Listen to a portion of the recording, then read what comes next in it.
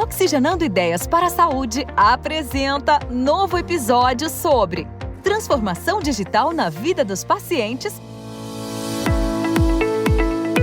Olá, seja muito bem-vindo ao podcast Oxigenando Ideias para a Saúde. Eu sou Eduardo Mangione, CEO da ePharma, e convido você para se conectar às tendências e novidades junto aos protagonistas que estão transformando o mercado de saúde no Brasil. Estamos de volta com a segunda parte da entrevista com Cláudio Mifano, CEO e cofundador da Livance, Health Tech de consultórios compartilhados para profissionais de saúde. Vamos continuar falando sobre a expansão desse modelo de negócio que está mudando a relação dos médicos com seus consultórios. Bem-vindo de volta, Cláudio Mifano. Cláudio, você comentou um pouquinho que talvez assim a transição de uma carreira para outra tenha sido uma passagem em Stanford, nos Estados Unidos, na faculdade, na Universidade de Stanford. Não sei exatamente se foi um MBA ou foi uma pós ou um curso, mas eu queria que você comentasse um pouquinho dessa experiência.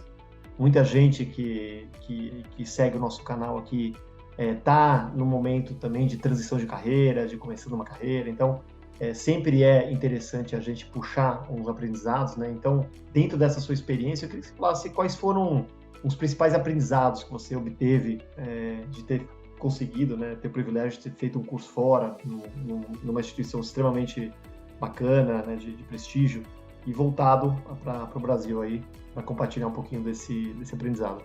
Legal. Eu acho que assim, isso é e cada vez mais vai ser a tônica de todos os profissionais, né? O mundo muda cada vez mais rápido, né? As habilidades que são necessárias são cada vez mais diferentes, por isso que eu falei muito de comunicação, né? Então acho que as coisas básicas são importantes. Saber se comunicar, ter um grande nível de adaptabilidade, de flexibilidade, abraçar o novo e tudo mais, o que na teoria é super, super óbvio, mas na prática a maioria das pessoas tem dificuldade com isso. Então, assim, acho que de fato, como você falou, foi um privilégio. Eu tinha construído uma carreira legal no mercado financeiro que me deu um colchão para eu ir buscar isso, conseguir fazer esse mestrado lá fora.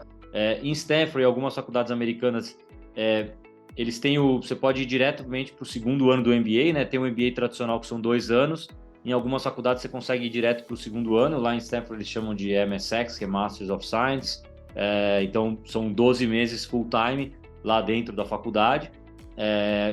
E aí, assim, eu fui num momento que acho que a diferença é que eu não estava ligado, eu tinha saído do lugar que eu estava, da Claro, a gente tinha vendido a empresa para um grupo americano, e eu fui de fato de cabeça e de peito aberto, querendo o novo, né? Assim, o que no dia a dia muitas vezes é difícil. Eu estava nos meus 13 anos de carreira antes, muitas vezes eu tinha ideias, pensava em coisas, mas o dia a dia é difícil, né? Então, acho que me ajudou muito eu ter um tempo dedicado para olhar coisas novas, para abraçar coisas novas. Acho que a cultura que tem no Vale do Silício é muito forte, né? Acho que mais do que um lugar é uma cultura, o exemplo é muito forte. Então você vem na aula lá, você lê o case do Airbnb, e aí vem o fundador lá do Airbnb, que estava lá na sala de aula 10 anos antes. Eu lembro do case do Dropbox, o fundador veio lá, esse cara sentado de chinesinho em cima de uma cadeira, e o pessoal falando, mas teu negócio tá meio comoditizado, você vai perder mercado para esse ou para aquele, e o cara fundando uma empresa, né, enorme, e ele super aberto, ouvindo as provocações. Então, assim, acho que aquilo ali faz com que você sinta que é possível, né? O exemplo é muito legal. Acho que o Brasil, durante muitos anos, a gente não tinha exemplo de novos empreendedores, né? Acho que você tinha talvez mais companhias tradicionais. Acho que o exemplo é muito importante. Então, assim, ali acho que tinha muito essa questão do exemplo, você acreditar. Uma das coisas que eu ouvia lá, e eu caí um pouco nessa, é que muitas vezes os inovadores são os que vêm de fora de um setor, né? Então eu olhava, saúde, acho que quem vem de fora que vai questionar tudo, né? No final, é importante ter gente de dentro do setor, porque ajuda a cortar um pouco de caminho, né? Porque você tem que reaprender muitas coisas, mas é legal vir de fora. Então acho que assim, o ambiente lá era muito, muito estimulante, né? Acho que ter tempo para estudar, né, é muito bom, e no dia a dia não é fácil, mas eu acho que nem só de quem pode se ausentar um ano de trabalhar e de ficar focado, acho que é o caminho, né? Uma vez eu estava conversando com uma pessoa aqui do escritório e ela estava querendo crescer e queria liderar pessoas e tudo mais, e eu falei, legal, né? Você quer? Nos últimos 6 meses, quais podcasts sobre liderança você ouviu? Quais livros você ouviu? Quais conteúdos no YouTube que estão de graça? Tem aula de Stanford, de Harvard, de MIT. Tem coisa pra caramba. Eu ia te fazer essa pergunta até. Exatamente. Sim, tem tudo. O problema hoje em dia é curadoria, né? Mas assim, dá para pedir ajuda.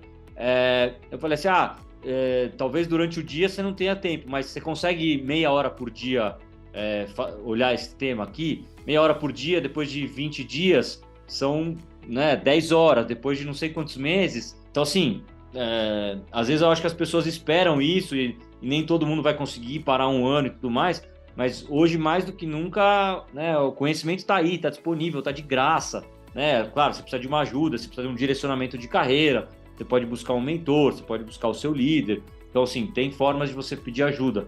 Mas, assim, as coisas estão aí, estão abertas. Eu acho que uma das coisas muito, muito legais que eu vejo aqui também de empreender é as possibilidades que se abrem para as pessoas, né? E numa startup de rápido crescimento, você vê que tem gente que é promovida 3 vezes no mesmo ano, tem gente que entra, depois vira chefe do chefe, que corre atrás. Então, assim, na teoria parece tudo também mil maravilhas, mas é super difícil. As pessoas que fazem isso são as pessoas que estão dando um gás extra, que ninguém é obrigado a fazer, mas quem quer crescer rápido, quem quer evoluir, ou quem quer mudar de área, né? Às vezes fala assim, mas eu gostaria muito de ir para a área tal. Tá, legal. O que você está estudando naquela área? Você foi conversar com o pessoal daquela área, foi perguntar como que você deve se capacitar. Então, assim, as pessoas têm que assumir as suas responsabilidades, têm que ir atrás do conhecimento, enfim, seja fazendo, né, um mestrado em Stanford, seja olhando o vídeo no YouTube, né? Tem um curso de startup incrível de Stanford, né, que é How to Start a Startup. Pô, é um negócio incrível, espetacular. Tem uma aula com o fundador do Airbnb lá que eu já ouvi 5 vezes. Então, assim, tá tudo disponível, né? Então, assim, tá aí. Agora, precisa parar depois do trabalho, não dá para fazer durante o dia. Então, assim, nem todo mundo, né, tem que necessariamente querer crescer super e tal, mas as coisas hoje em dia estão disponíveis, né? O conteúdo está cada vez mais aí. Exige sacrifício. Não adianta. Facilidade, fácil não é para ninguém, né?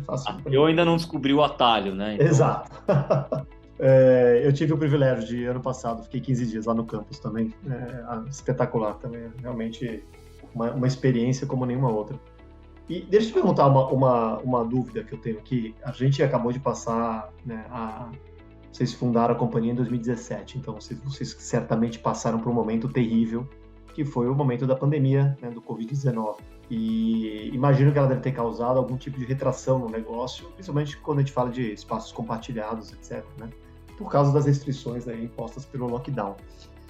Queria primeiro saber como que afetou vocês, né, o que vocês tiveram que pensar ou se adaptar para sobreviver nesse período, que imagino que não deve ter sido fácil, né?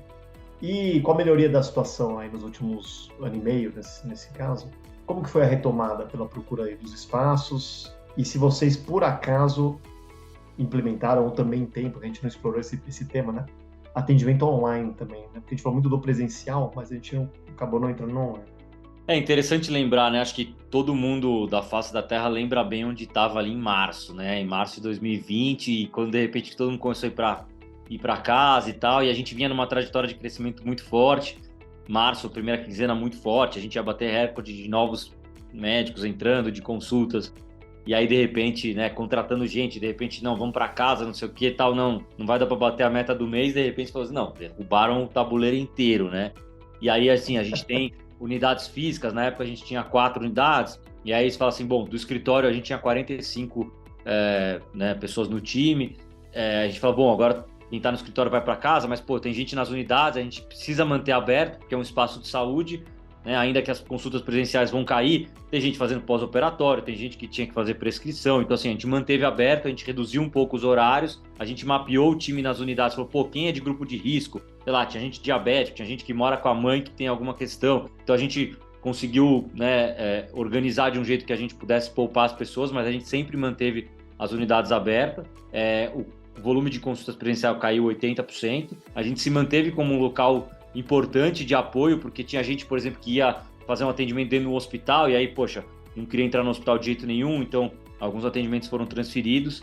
A gente começou a montar um posto avançado dentro das unidades para ajudar os médicos a fazer o certificado digital, para eles poderem prescrever, né? Então tem muita gente que precisa prescrever remédio, e na época os médicos não tinham isso, né? Ainda era tudo muito no papel. Então a gente pegou uma pessoa especializada de uma empresa para isso, colocou lá dentro da unidade, falou, médicos, venham aqui, a gente vai ajudar vocês fazerem prescrição digital. A gente lançou uma feature dentro do sistema, assim como eles podiam abrir né, agenda em diversas unidades, na época eram 4, eles podiam abrir uma agenda de consultório virtual, que a gente chamou, Então, quando eles ligassem, a secretária ia falar, olha, ele também está atendendo por vídeo, caso não seja urgente. Então, a gente ajudou eles a organizar isso, a fazer a prescrição digital, como é que eles cobravam, eles não sabiam. Então, assim, a gente fez toda uma parte, falou, pô, vamos se aproximar dos profissionais, vamos ajudar eles nesse momento. Isso um dia volta, né? Não tinha, né? Não necessariamente tudo era o crescimento do negócio, mas falou assim, pô, já vamos estar próximo do nosso cliente.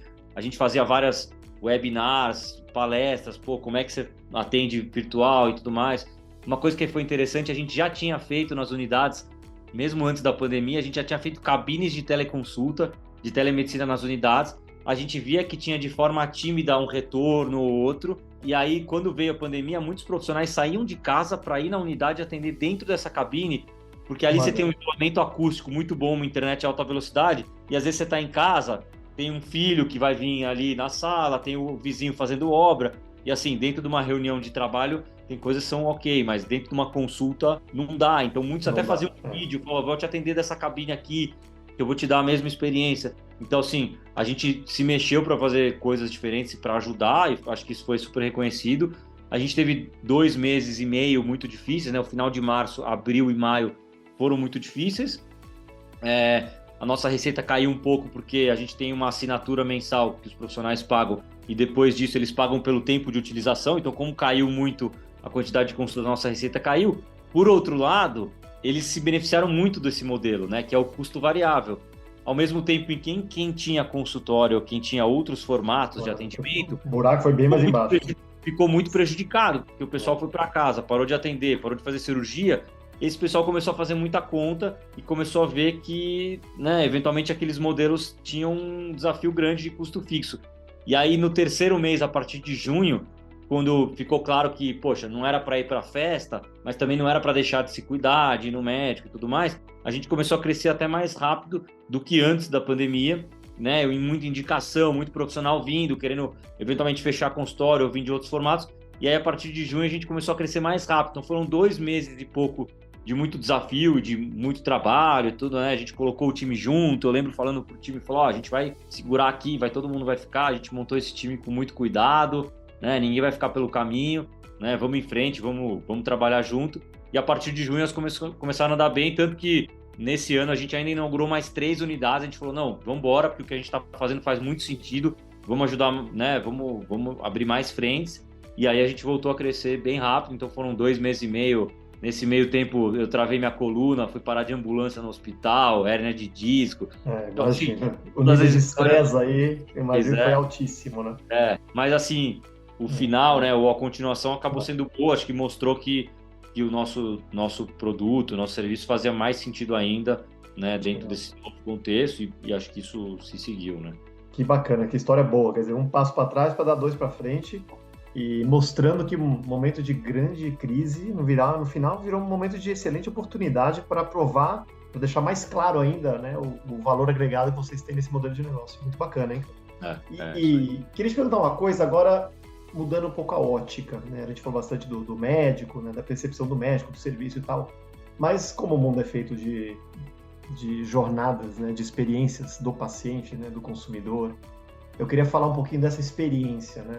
Na experiência, na visão dos clientes que buscam hoje o atendimento de um profissional de saúde no espaço compartilhado, como que é? Né? A maioria dos pacientes tem a percepção de que o seu médico escolheu um local diferenciado para prestar o serviço, ou você acha que isso não fica tão claro?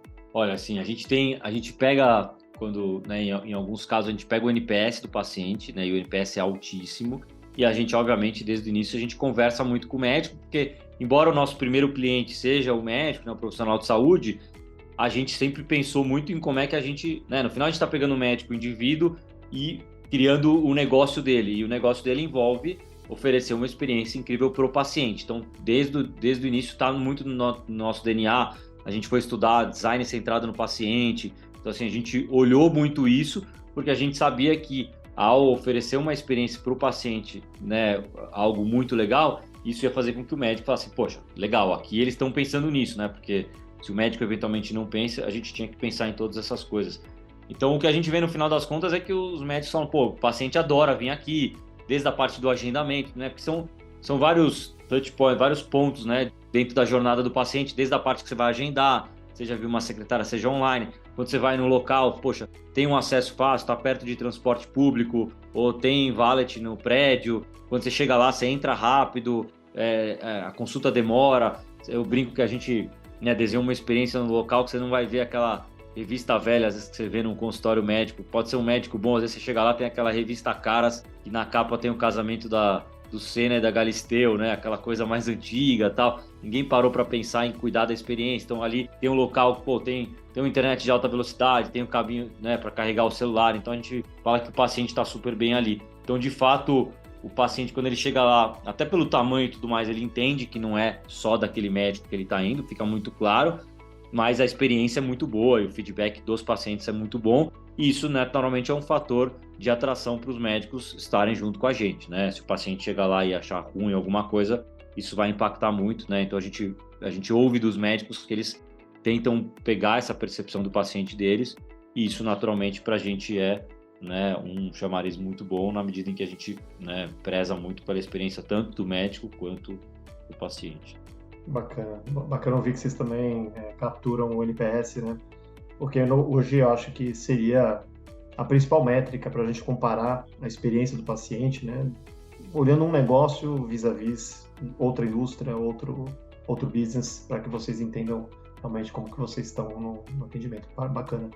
E queria falar também um pouco agora de expansão, né? A gente sabe que os melhores profissionais de saúde têm essa preocupação de oferecer um espaço confortável, clean, quer dizer, moderno, para um atendimento de alto padrão. E você comentou que vocês estão expandindo, né? Então, vocês já estão com 14 unidades, vocês já estão falando de expandir fora de São Paulo, né? Começou no Rio de Janeiro, e vocês pretendem levar esse formato de serviço para outras grandes cidades aí no futuro? Como foi feito aí nos últimos anos? Como que são os planos de expansão de vocês?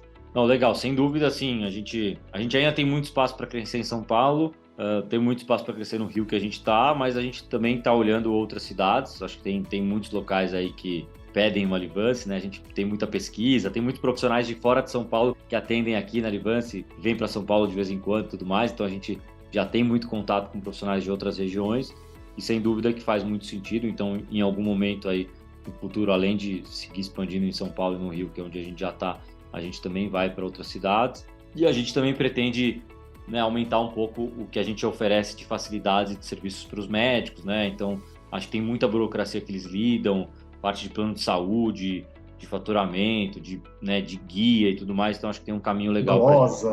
Então, assim, todas essas palavrinhas com todo mundo aí. Então, assim, acho que tem um caminho legal para a gente também ir ajudando a facilitar, digitalizar e melhorar essa jornada aí. Bacana. E se a gente pensar em outros públicos também, só para entender aonde vocês estão pensando em termos de expansão. Você falou, expansão geográfica certamente é um mundo gigantesco, mas conforme vocês têm feito, né? Vai abrindo, vai se pagando, deve mostrar o resultado e vai expandindo, sem dúvida, para levar essa experiência Livance para outros lugares. Mas se a gente pensar em outros públicos, por exemplo, existe algum interesse de operadoras de saúde em firmar alguma parceria para utilizar consultórios compartilhados? Você enxerga isso como uma possibilidade, uma tendência? Olha, eu acho que tem possibilidade sim. Eu acho que a gente vê um movimento aí de operadoras, né, de plano de saúde, de quererem estar mais próximo da rede credenciada, de querer entender um pouquinho mais sobre a experiência que o paciente tem, de estar mais próximo do médico, né? Acho que historicamente, em geral, as redes que foram montadas de atendimento, né, são médicos espalhados aí com seus consultórios, sem muito dado sobre isso, sem muito controle sobre experiência, né, com um desafio grande para manter isso, para acompanhar, desde documentação até saber se o paciente foi bem tratado, se ele conseguiu agendar de forma fácil. Então, assim, essa questão desses dados é algo que não se vê por aí, e eu acho que a gente tem essa capacidade de aproximar um pouco a rede credenciada, né, talvez ajudar um pouco a alinhar os interesses e deixar mais próximo médicos, planos de saúde, pacientes. Acho que a gente tem, né, a rede, a gente tem dados, tem tecnologia, tem facilitado a jornada, tem um NPS alto tanto de pacientes quanto de médicos. Então acho que isso, de fato, acaba atraindo, né, esses outros players para estar mais próximo, para entender, poxa, como é que a gente melhora a dinâmica, como é que a gente facilita e tudo mais. Então, sem dúvida, é um caminho que a gente tem visto aí para crescer e para atingir cada vez mais médicos e pacientes. E para fechar, Claudio, infelizmente, porque o papo está muito bom, mas a gente precisa manter o nosso ritmo aqui. A gente falou um pouco sobre planos futuros da Livance em termos de expansão, mas eu queria que você, para a gente fechar com chave de ouro aqui, o que você puder falar, obviamente, compartilhar com a gente, mas se a gente olhar na ótica de inovação ou novas soluções na área de saúde, o que vocês estão olhando nesse momento? O que está mais, talvez assim, mais pronto, mais em voga aí dentro da conversa de vocês, pensando nessa disrupção que vocês estão fazendo já nesse setor? Eu acho que assim, existe uma ansiedade sempre, né, do empreendedor e tudo mais, de o que vai ter de novo aí e tudo mais, né? E eu acho que a gente sempre tem que separar as duas coisas, porque uma coisa é quando você cria um produto novo, um serviço novo e ele dá certo, você tem um desafio de, uma coisa é você atender bem 5, 10 médicos, né, profissionais, outra coisa é atender bem 500, depois 5 mil, depois 20 mil. Então, assim, como é que a gente faz isso chegar em mais pessoas, no menor espaço de tempo e com a melhor qualidade possível, né? Então, acho que esse é um desafio da nossa jornada, né? Como é que chega em outras cidades, como é que, né, impacta mais profissionais, porque a gente certamente está bem no começo da jornada, né? Tem 5 mil entre médicos e profissionais de saúde. Hoje no Brasil tem 550 mil médicos e tem mais ou menos uns 700 mil profissionais de saúde, né? Entre psicólogos, nutricionistas, que a gente, né, atende muito bem, fono, físio e tudo mais. Então, assim, como é que a gente ajuda, né, mais gente? Então, acho que esse é um lado, né, sempre uma ansiedade de como é que a gente faz isso, e fazer em escala precisa de processos escaláveis, precisa de automação de processo e tudo mais, né, para escalar bem, e tem outro lado de criação de coisas novas, né, então acho que assim, nessa linha de novidades a gente tem procurado digitalizar mais processos, desburocratizar essa parte, né, do setor que tem. Eu acho que ainda tem muita coisa no back-office do médico, que tanto dá trabalho para ele, do que ele tem que fazer, do que ele tem que eventualmente contratar pessoas para fazer, e isso também é custo do sistema, né? Porque no final, se o médico tem que contratar mais gente para de repente cuidar de burocracias relacionadas a plano de saúde, isso no final ele está na conta dele do quanto que ele vai receber e o quanto que ele precisa ter no final do mês, né, para viver. Então acho que a gente conseguir ir digitalizando esses processos, desburocratizando isso, acho que a gente facilita a vida do médico, a gente melhora a experiência do paciente e a gente reduz o custo, né, do sistema. Acho que se a gente olhar aí, acho que a gente tem mais ou menos entre 40 e 50 milhões de pessoas que têm plano de saúde no Brasil, e esse número não cresce, né? Assim, a gente não está conseguindo, né? As pessoas não estão satisfeitas, mas é um grande desejo da população, né, ter um plano de saúde, mas assim, a gente não está conseguindo crescer isso, e basicamente está quase que o contrário, porque o custo ano a ano sobe. Então, exatamente, o custo sobe mais do que a renda per capita, do que o crescimento das empresas. Então, assim, a gente está em um caminho quase que contrário. Então, como é que a gente reduz o custo do sistema? Como é que a gente alinha interesse? Então, acho que tem um caminho legal aí para a gente atuar nesse sentido. Acho que a gente tem essa base de 5 mil profissionais, a gente tem execução de tecnologia, a gente tem essa rede, né, essa capilaridade toda. Então, acho que isso coloca a gente numa posição bem especial aí para poder né, ajudar esses astros todos aí e fazer com que todo mundo no final fique mais satisfeito, né, do médico, ao paciente, à operadora, às empresas que no final contratam o plano de saúde para os seus funcionários e todo final de ano tem aquele reajuste. Então, assim, acho que tem muita oportunidade, muita necessidade, muita insatisfação. Tem um desafio de execução natural do setor de saúde, como a gente falou, mas eu sou, né, otimista aí. Eu acho que, né, o único jeito da gente fazer coisas é sendo otimista, né? O pessimista fica lá falando que vai dar errado e depois fala, viu, falei que ia dar errado, né?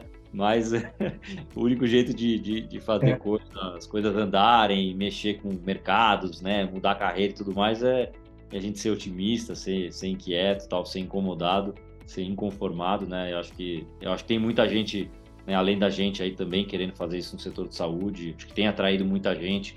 Eu vejo até pela parte da gente contratar pessoas, eu vejo que as pessoas têm cada vez mais interesse em trabalhar em empresas que estão fazendo alguma coisa, né, que tem um impacto legal, que estão dentro de um setor, né? Pô, educação sempre atrai, saúde atrai, né? Então acho que as gerações novas, e mesmo nem só as gerações novas, pô, se puder trabalhar num lugar, né, que tem um impacto legal e que está mexendo com coisas que são necessárias, eu acho que vão querer.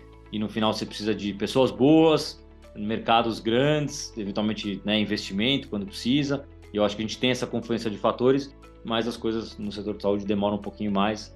Mas acho que quando a gente olhar ali 10 anos, 15 anos, 20 anos para frente, a gente vai olhar hoje e vai falar assim, não é possível que era daquele jeito. enfim, mas vai dar certo. Conversamos com Cláudio Mifano, CEO e cofundador da Livance, Caltech de consultórios compartilhados para profissionais de saúde. Cláudio, muito obrigado por participar do podcast. Foi uma conversa excelente, muito inspiradora e muito rica. Eu que agradeço, Eduardo. Obrigado pela oportunidade aí desse bate-papo aí. Obrigado para quem ouviu a gente até aqui e vamos em frente aí. Espero que você tenha gostado do episódio de hoje. Eu com certeza gostei muito. Continue acompanhando nossos próximos episódios no Spotify, no Google Podcasts e não esqueça de ativar as notificações. Obrigado pela sua companhia. Um grande abraço e até o próximo programa.